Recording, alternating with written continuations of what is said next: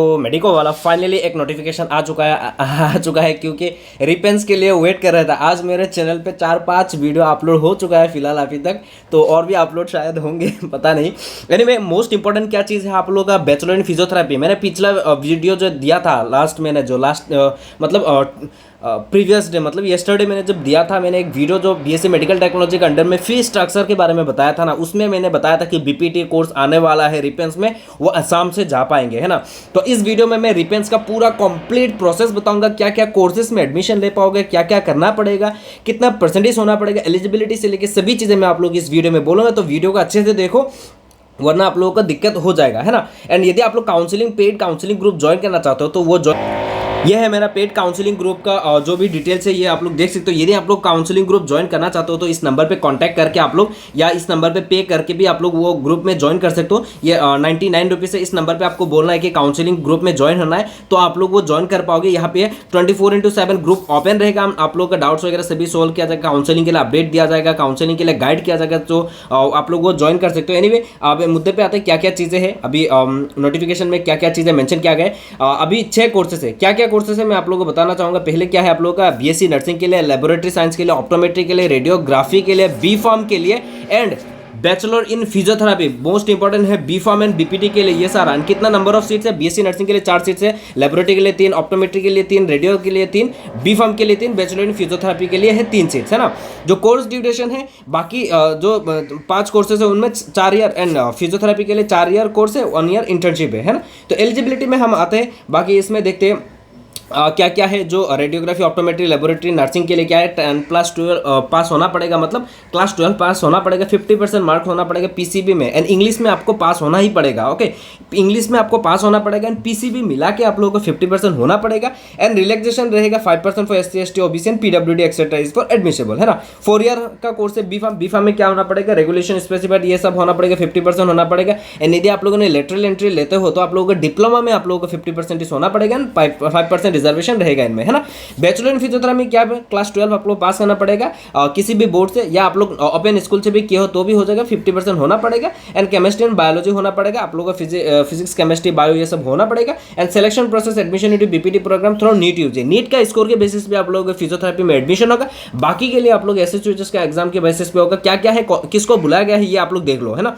अभी आप लोग को देखना है कौन सा स्टूडेंट को बुलाया गया। Candidates applying for BSc nursing के लिए, बी फार्म के लिए जिन्होंने अप्लाई किया, एंड लेबोरेटरी के लिए, ऑप्टोमेट्री के लिए एंड रेडियोग्राफी के लिए, ये कोर्सेज के लिए आप लोगों को क्या करना पड़ेगा, एसएसयूएचएस का एग्जाम में आप लोगों को पार्टिसिपेट करना पड़ेगा। बीएससी नर्सिंग के लिए एसएसयूएचएस का बीएससी नर्सिंग एंट्रेंस एग्जाम, और फार्मेसी के लिए आप लोगों का एसएसयूएचएस का फार्मेसी एंट्रेंस एग्जाम, एंड आप लोगों का पैरामेडिकल यदि लेना चाहते हो तो पैरामेडिकल का exam like BSc medical technology entrance exam आपको देना पड़ेगा, यहाँ पे मेंशन किया गया है। एंड यदि फिजियोथेरेपी आप लोग एडमिशन लेना चाहते हो नीट 2025 आपको आना पड़ेगा, एंड उसमें आप लोगों को क्वालिफाई होना पड़ेगा तो ही आप लोगों को सीट मिलेगा। उसके बाद काउंसलिंग फॉर्म भी आता है, मैं आप लोगों को बताऊंगा। अभी मेन इंपॉर्टेंट क्या है, किसको बुलाया गया, बीएससी नर्सिंग स्टूडेंट। यदि आप लोग बीएससी नर्सिंग में आप लोगों को ज्वाइन होना चाहते हो, रिपेंस किया हो, तो आप लोगों को क्या होना पड़ेगा, 87 स्कोर्स मिनिमम होना पड़ेगा। आप लोग का एंट्रेंस एग्जाम जो दिया है एसएसयूएचएस है उसमें 87 होना पड़ेगा, उससे या उसके ऊपर। इससे नीचे यदि 86 भी स्कोर आया है आप लोग का एग्जाम में तो आप लोगों को वो बुलाया नहीं है, आप लोग नहीं जा सकते हो।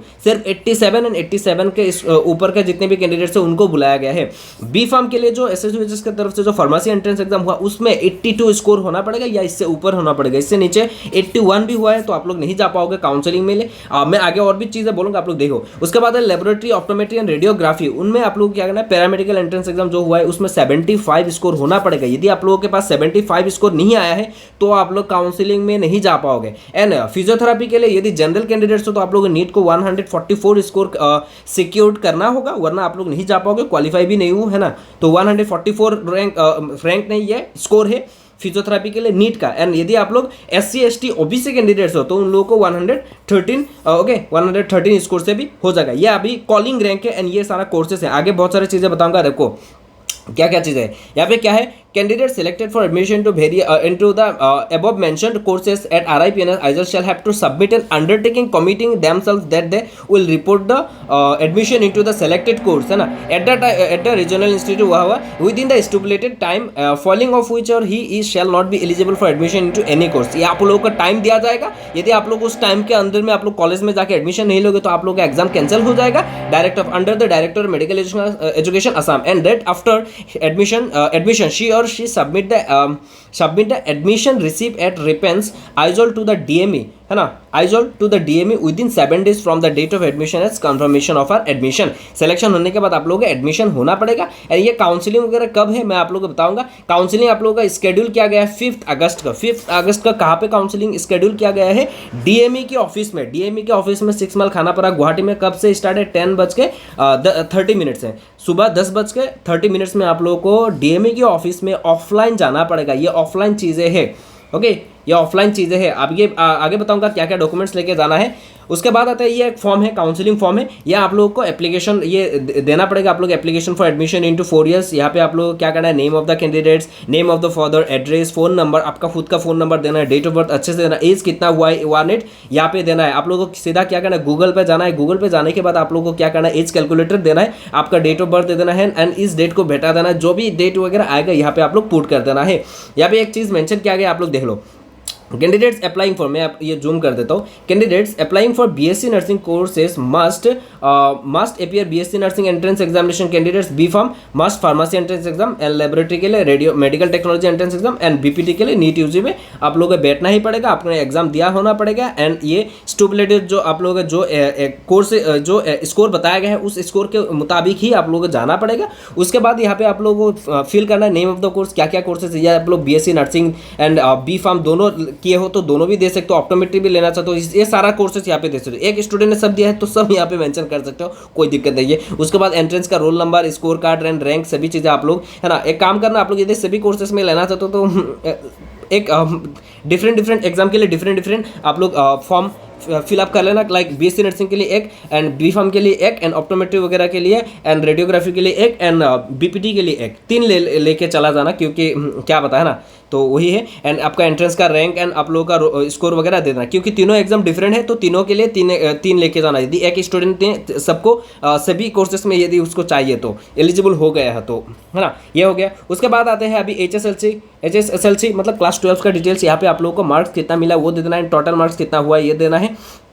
ये फिजिक्स केमिस्ट्री बायो या मैथ्स, है ना, ये चारों देने की जरूरत नहीं, एक 3 देने से हो जाएगा। यदि आपके पास PCM है, फिजिक्स केमिस्ट्री बायो दिए हो तो बायो का दो, यदि फिजिक्स केमिस्ट्री मैथ्स दिए हो तो मैथ्स का यहाँ पे परसेंटेज तीनों का दो, 3 का, है ना। ये जो 3 है ना वो 3 से डिवाइड कर देना, टोटल स्कोर से 3 से डिवाइड कर देना, हो जाएगा। यार और पासिंग देना है। बोर्ड क्या है आप लोगों का? सेबा है, CBSE है, जो भी है ये देना। कैटेगरी क्या है? कैटेगरी आपका general, OBC, SC ST AB जो भी है आप लोग दे देना है। उसके बाद आते हैं PRC आपका मस्ट है, PRC का डिटेल्स यहाँ पे दे दो।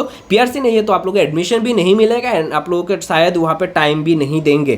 जो बाकी मेडिकल कॉलेजेस के लिए जो है वहाँ पे 1 वीक या 10 डेज टाइम देते हैं, यहाँ पे आप लोग को टाइम भी नहीं देंगे। मुझे नहीं लगता कि इतना टाइम है अभी फिलहाल, यही है। उसके बाद आते हैं डॉक्यूमेंट्स, क्या क्या लेके जाना पड़ेगा। डॉक्यूमेंट्स में आप लोगों को बता देना चाहूँगा, यहाँ पे मेंशन नहीं है फिर भी मैं आप लोगों को बता देना चाहूँगा क्या क्या डॉक्यूमेंट्स आपको पहला क्या करना है आप लोगों को। पहला ये देखो, पहला क्या, एडमिट कार्ड आप लोग लेके जाना है क्लास 10 का admit card, birth certificate and marksheet, तीनों चीज़ें लेके जाना है। क्लास 10 का pass certificate, marksheet, admit card, class 12 का भी pass certificate, marksheet, admit card तीनों लेके जाना है।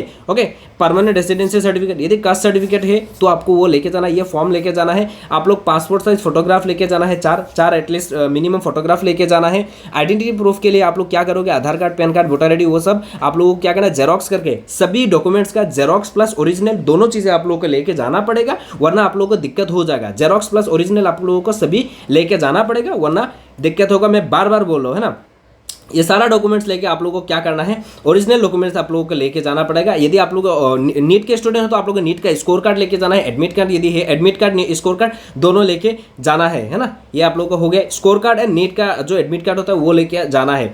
मोस्ट इंपॉर्टेंट है क्लास 10 एंड 12 का मार्कशीट, पास सर्टिफिकेट एंड आप लोगों के एडमिट कार्ड, ये 3 चीजें लेके जाना है। कास्ट सर्टिफिकेट लेके जाना है, परमानेंट रेसिडेंशियल सर्टिफिकेट लेके जाना है। ओबीसी कैंडिडेट्स तो आप लोग एनसीएल सर्टिफिकेट लेके जाना है। ईडब्ल्यूएस कैंडिडेट्स तो आप लोग ईडब्ल्यूएस लेके जाना है। आइडेंटिटी प्रूफ लेके जाना है, पासपोर्ट साइज फोटोग्राफ लेके जाना है। ये एप्लीकेशन फॉर्म आप लोगों को प्रिंट आउट करके लेके जाना है। ये वेबसाइट में मिल जाएगा या मैं आप लोगों को टेलीग्राम चैनल वगैरह में आप लोगों को फॉरवर्ड कर दूंगा। टाइम कब है, डेट कब है आप लोगों को 5 अगस्त का है। 5 अगस्त का सुबह 10:30 बजे है। कहाँ पे? डीएमई खानापारा गुवाहाटी 6 माइल में है। यह लोकेशन है office of the DME Assam 6 mile Khanapara, है ना। ये हो गया। यदि आप लोग मेरा पेड काउंसलिंग ग्रुप ज्वाइन करना चाहते हो तुरंत ज्वाइन कर लो, अभी और टाइम नहीं दूंगा क्योंकि है ना, तो आप लोग जितना जल्दी हो पाए ज्वाइन कर लो। ये 99 रुपीज़ से, सिर्फ 99 रुपीज़ से। उसके बाद मैं ज्वाइन नहीं करने वाला हूँ। इस नंबर पे आप लोग डीएम करके क्यूआर कोड में पे करके या इस नंबर पे भी पे करके आप लोग डायरेक्टली ग्रुप में जा पाओगे, एंट्री ले पाओगे, कोई दिक्कत वाली बात नहीं है। तो thank you so much guys, and जितने भी अपडेट्स आएगा मैं बताता रहूँगा। Bye bye, see you soon.